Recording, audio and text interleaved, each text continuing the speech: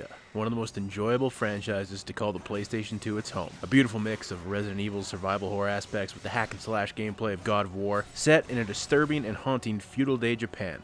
I love them all. Unfortunately, Capcom seems to have forgotten about these games because there hasn't been a new entry in the franchise since 2006, but that's not what we're here to talk about. The sheer amount of video game movies that come out to god-awful critical reception is pretty high, but the amount that never see the light of day is just as large. There are a ton of unmade video game movies, but today I'm talking about the Onimusha movie that never was. In 2003, Davis Films, the production company owned by Samuel Hadida, who we can thank for the Silent Hill and the oh god, announced the Onimusha movie. At the time, it was set to have a budget of $50 million, with Paramount Pictures being the studio in charge. At this point, there wasn't much known about the film, but Samuel Hadida was quoted as saying, "It's samurai fighting against demons. It's very close to the simple pitch. There's also a love story woven in. It's a big adventure movie with lots of special effects." 3 years later, in 2006, the film's budget was up to $70 million and a director was finally attached. Christoph Gans, the director of the first Silent Hill adaptation, which is way better than everyone gives it credit for, was now filling in the director's chair.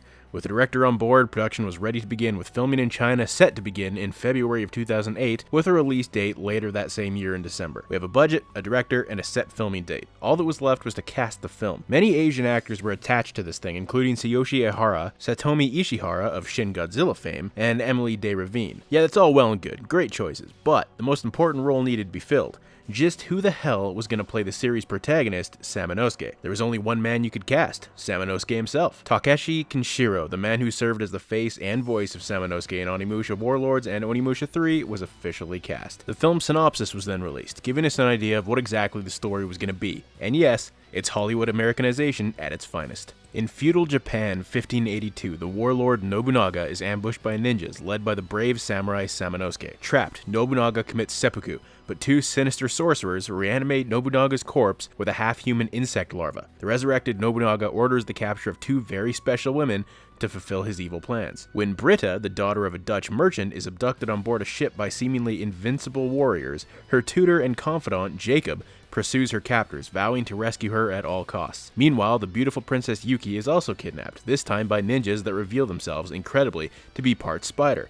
In search of Yuki, Samanosuke joins forces with Jacob to vanquish their common foe. In the Cave of Elders, he receives a magical sword that will slay all within its reach, friend or foe, and learns of a sinister ceremony at Inabayama Castle intended to blot out the sun. Performing a dangerous, stealthy invasion of the castle, Samanosuke and Jacob find the woman who they love dressed as Moon Princess and Daughter of the Sun, ready to be wed to and ravished by Nobunaga. Aided by their allies, the two warriors attack the insectoid hordes, but Samanosuke falls in battle, seemingly dead.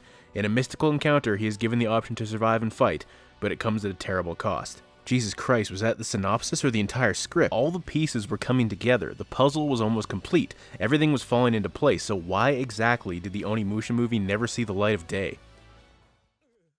Actor Heath Ledger was found dead Tuesday afternoon at a downtown Manhattan residence. In January of 2008, Heath Ledger was found dead in his Manhattan home. At the time of his death, Heath was in the middle of filming the Imaginarium of Dr. Parnassus, which just so happened to also be produced by Samuel Hadida. As a result of this, Samuel had to do a lot of schedule juggling to complete the film since the movie was only about half finished at this point. And in order to accommodate for these changes, the date of the Onimusha movie's production was pushed back as well. This resulted in many of the actors, including probably most importantly, Takeshi Kinshiro's schedules no longer fitting with Onimusha's production schedule. On top of that, the film still needed an American actor cast in the role of Jacob from the film synopsis, but as luck would have it, there was also an actor's strike scheduled for June 2008, which just so happened to be when the film was supposed to start filming at the time. What really sucks about this is that all pre-production on Onimusha was finished.